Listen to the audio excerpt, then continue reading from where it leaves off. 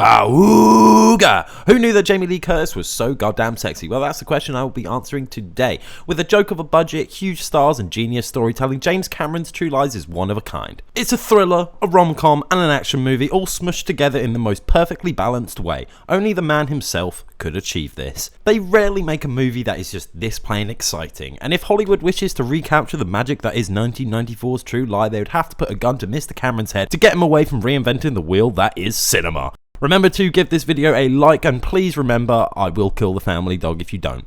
This is James Cameron's spy, espionage, thrill, action, comedy, adventure. Feeling like hot shit on a summer's day, Cameron was eager to make something new after the enormous success that was the totally fucking awesome movie Terminator 2 Judgment Day. I have a video on that. Go check it out, bitch. So Cameron basically saw the French movie La Totielle in 1991, probably on his way out of a T2 showing. It's literally True Lies, fucking identical. It's the same movie, obviously not as good. Having previously worked with Arnold Schwarzenegger on the Terminator franchise, Cameron effectively and efficiently uses Schwarzenegger's presence and acting abilities to really make this movie something. You know my handcuffs? I picked them.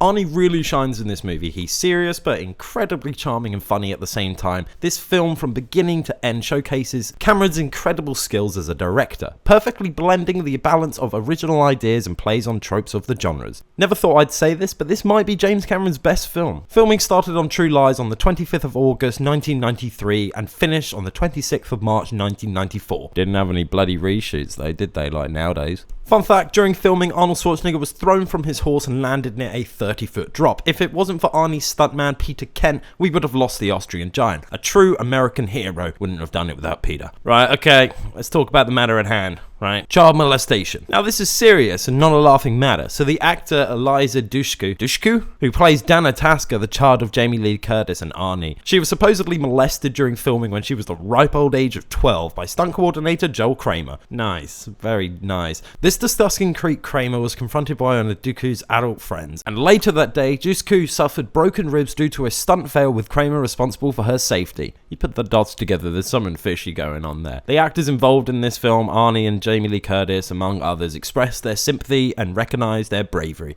I feel like maybe they could have said something during production. I know it was the 90s and it was all a little bit more lax back then, but I feel like they could have done something. I feel like, you know, Arnie could have crushed his head like a fucking watermelon. That would have got the fucking memo across, wouldn't it? Surprisingly, this film actually broke a record for being the first film to break the $100 million mark for a budget, which, if you look at the endless stream of crappy movies that Hollywood is churning out today, it's pretty fucking normal. Take that Robbie Williams Monkey Man biopic, for example. That film has a ridiculous high budget of like 110 million, supposedly, and it feels like a monkey broke out of the zoo and got into the Paramount Studios headquarters and just started greenlighting projects on the studio head's computer. Anything monkey related is good.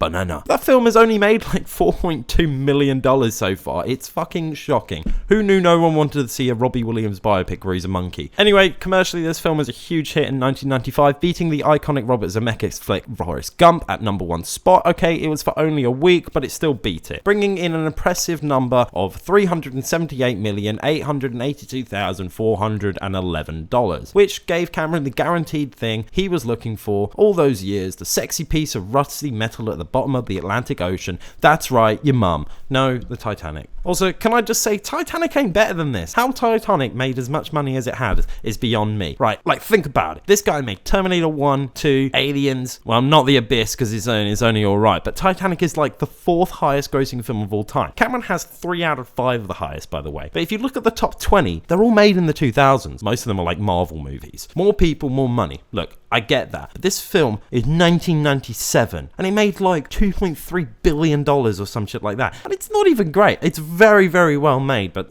anyway. So Jamie Lee Curtis does her improvised sexy dance that everyone remembers and started to see Jamie Lee Curtis in a different light. She said that there was no plan or choreography. She just sort of went for it. Sorry, back to what we were talking about. The only other film from the 90s is at 38, and it's Jurassic Park. Fucking joke. And while I'm not talking about the film True Lies, did you know that James Cameron did matte painting for The Escape from New York, John Carpenter's fucking sick movie? And he co-wrote Rambo First Blood Part 2 with Stallone. This is blowing my soft, innocent mind. And finally, if I don't mention the hilarious performance performance by the late and legendary friend of James Cameron, Bill Paxton, an incredible character and catalyst for the plot, who actually features in the original film La Totielle I mentioned earlier. Every scene that he's in with this sleazy car salesman who's pretending to be a spy to sleep with women, incredible. Could pick up a few lessons from this guy. The shitty little shit mustache really brings this character together. The pissing doesn't hurt though. Right, that's it. Like, comment, subscribe, or you're gay.